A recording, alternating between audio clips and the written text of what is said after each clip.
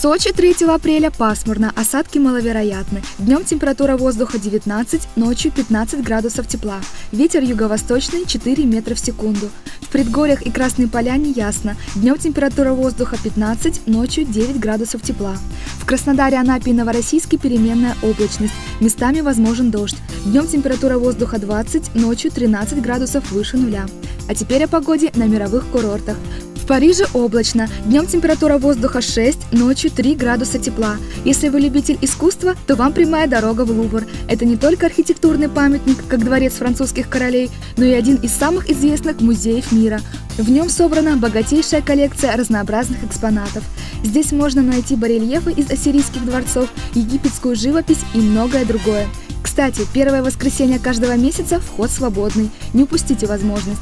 В Кейптауне солнечно, днем температура воздуха прогреется до 19 градусов, ночью зафиксируется на отметке 15 со знаком плюс.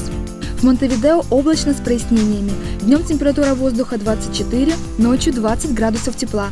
Старый город уже давно известен туристам своими историческими зданиями, булыжными улицами, прекрасным отдыхом, весельем и позитивом.